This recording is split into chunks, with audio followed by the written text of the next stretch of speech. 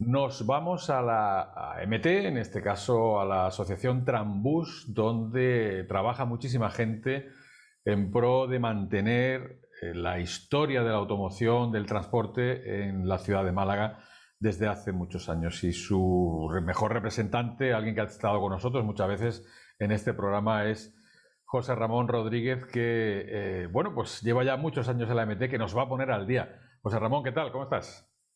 Hola, buenas tardes. Bien, me alegro de oírte. Hablamos que entrabas en la MT como quien no quiere la cosa hace ya 33 para 34 años, ¿eh? Estamos hablando No, de...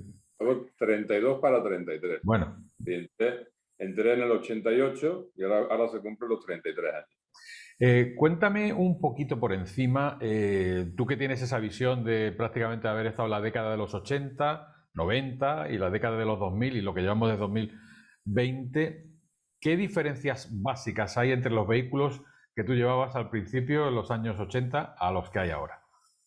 Muchísimas, muchísimas. Antes llevábamos unos vehículos que era el conductor, era el que llevaba en realidad el vehículo. Hoy el vehículo te lleva a ti. Antes los vehículos eran semiautomáticos, ahora son totalmente automáticos. La tecnología del vehículo ha variado muchísimo. Antes era una mecánica muy sencilla. Ahora todo es a base de ordenador, eh, todos son componentes electrónicos y la verdad que los vehículos son mucho más complicados.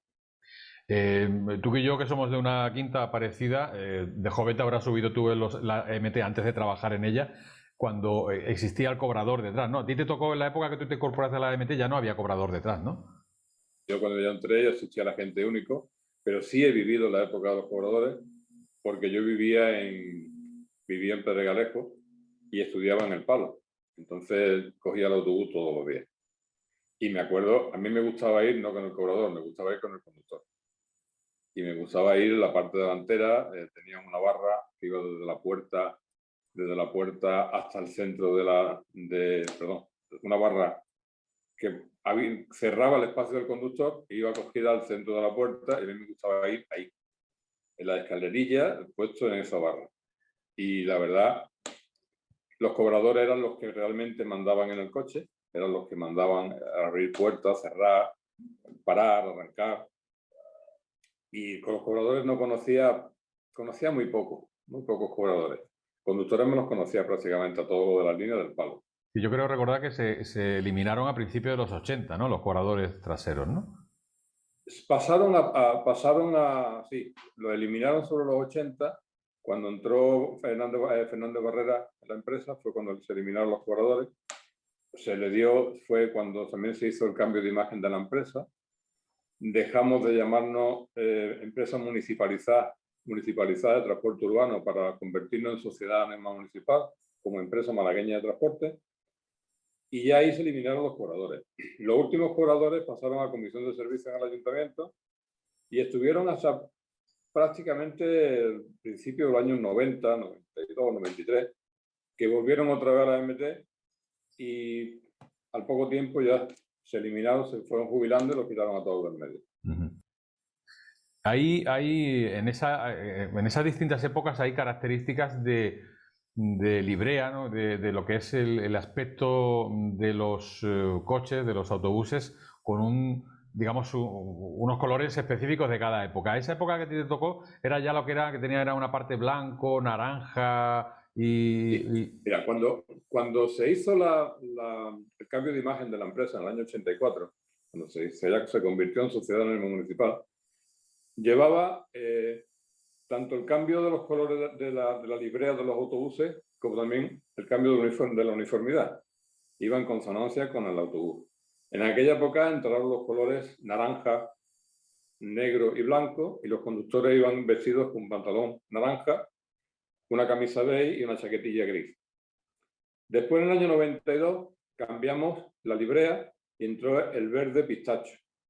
Y los conductores volvieron a cambiar y nos pusieron uniformes verdes, un verde muy raro, Y así estuvimos hasta el año 2005, que nos pasaron al uniforme azul y también volvimos a cambiar de librea. Salió el azul LMT, que los autobuses estaban completamente pintados azul.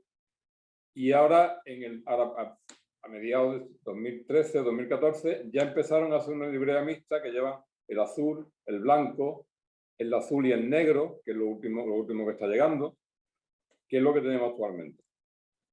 A mí me contó Fernández Barrera que se firmó una especie de convenio en el ayuntamiento donde cada 10 años había que cambiar la librería de los autobuses. Cosa que a mí me parece una verdadera... Sobre todo por el costo, ¿no?, que supone eso, ¿no? Claro. Sí, eso es un costo muy grande y después me parece una auténtica, no voy a decir aberración porque es una palabra demasiado fuerte, pero no me gusta, porque lo suyo es que tenga una impronta, que tenga una característica, como pasa, por ejemplo, en Madrid. Madrid siempre ha tenido autobuses rojos o autobuses azules. Y es como si le dijera a los taxistas que pintaran los taxis cada 10 años de una manera distinta, ¿no? Exactamente, exactamente. Y aquí pasa eso, que cada 10 años se cambia la librería de los autobuses.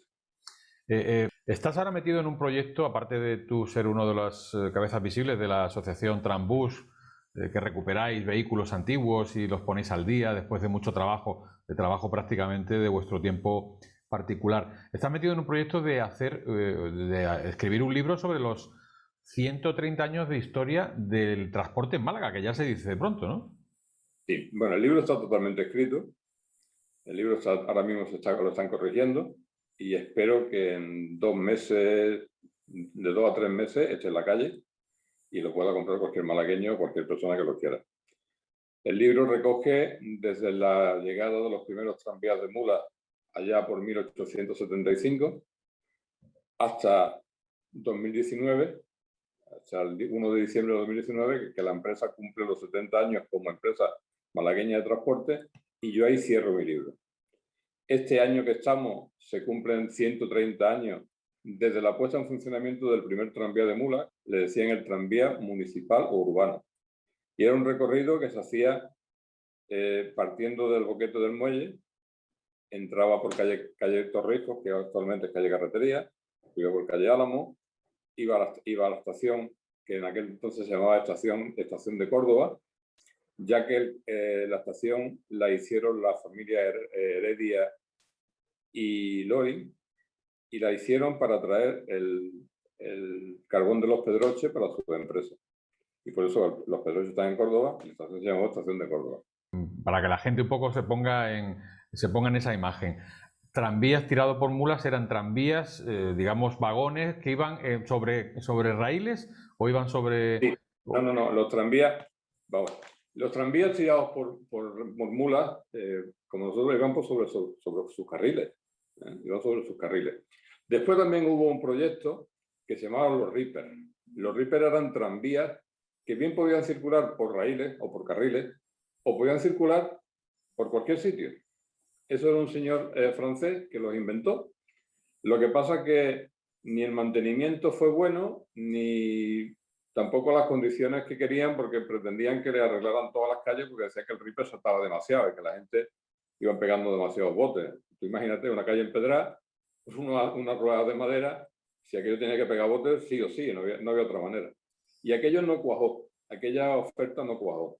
Los Reaper podrían ser hoy en día los autobuses de hoy en día, porque tenían autonomía para andar por donde quisieran. Y entonces se apostó y se montaron las líneas de tranvía. En Málaga hubo líneas de tranvía nacionales, que tenían la concesión nacional, que fueron 3, y 4 líneas que eran municipales. Lo que pasa es que las líneas iban solapadas. Parecía enteramente que había nada más que 3, pero no, eran 7 líneas en total las que había. De hecho, de Málaga al Palo tenía 5 trayectos, 5 importes diferentes. Según a donde fueras, pues ibas pagando un importe u otro. No como ahora que pagas un billete único que te vale para todo el recorrido. Yo quiero recordar, por lo menos por lo que yo he leído de la historia de los tranvías en Málaga, aunque ni tú ni yo prácticamente los hemos visto, que para lo poquísima gente que había en las ciudades, es decir, no había tráfico prácticamente, había muchos accidentes, es decir, había mucha gente que eran atropellada por tranvías porque no existía esto de la seguridad, los ceda al paso, los semáforos, y los niños jugaban encima de los tranvías y al final acababan siendo atropellados. Los tranvías no es que no tuvieran seguridad, los tranvías tenían seguridad. Lo que pasa es que los que éramos unos inseguros éramos los que utilizaban los tranvías. A ver, comento en el libro, la gente, por ejemplo, el tranvía pasaba por calle Granada. calle muy comercial, pero muy estrecha también. Imagínate la gente andando por los filos de la carretera, de la calle, y el tranvía circulando por medio. Cuando no había acera, ¿no? En aquella época no había acera, así que... Y ahora la gente llegaba a la tienda y, ¡ay, que voy aquí!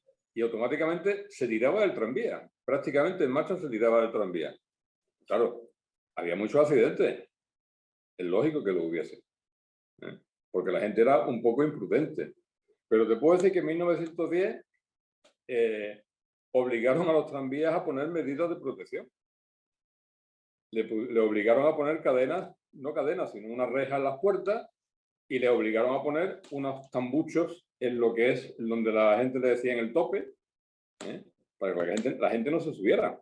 Y se subían porque la precariedad que había era mucha y la gente tenía que circular en los autobuses también. Era la forma de que los niños de los 40, 50 de la posguerra jugaran, porque no había otra cosa que era perseguir al tranvía y subirse en marcha, básicamente.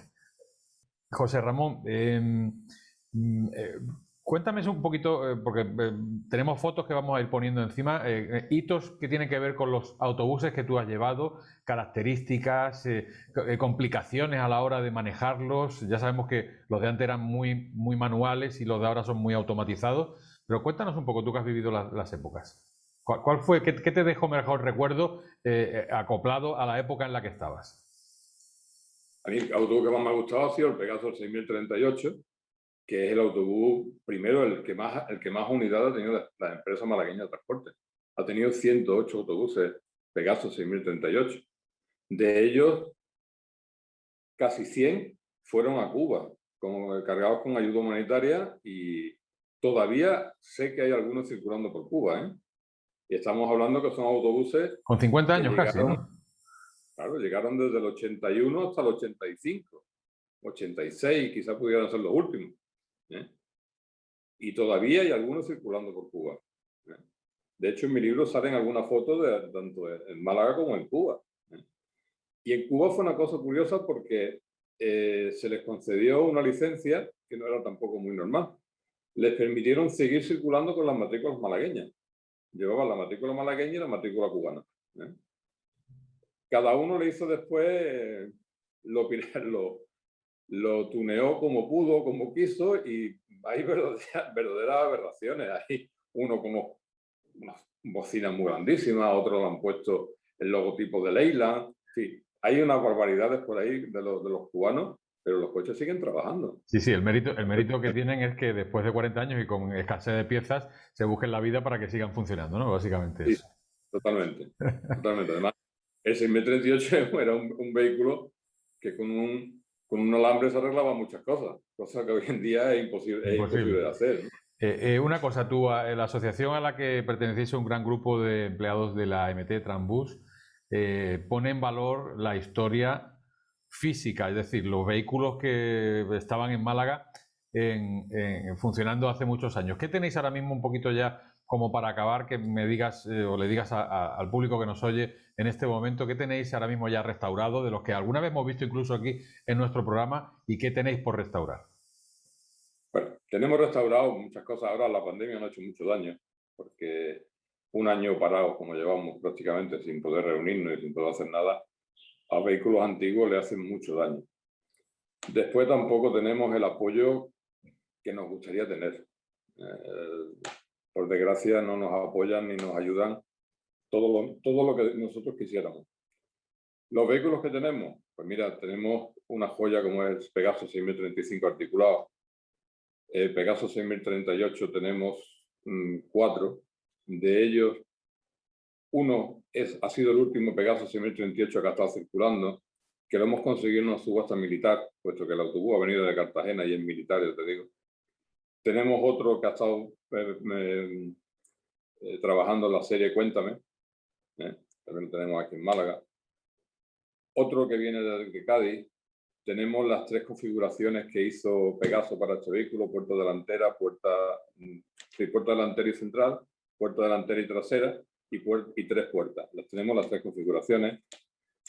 Tenemos un Come, un 5062B, tenemos una Saba 5220, tenemos un Volvo B10, tenemos un Mercedes o 405 de los últimos que se han retirado. Recuerdo que había, José Ramón, uno que se utilizaba el Club Deportivo Málaga, ¿no? Para sus desplazamientos. También, es que no he llegado todavía ahí. Tenemos el autobús que utilizó en una época el Club Deportivo Málaga, cuando dejó de prestar servicio el autobús que tenía.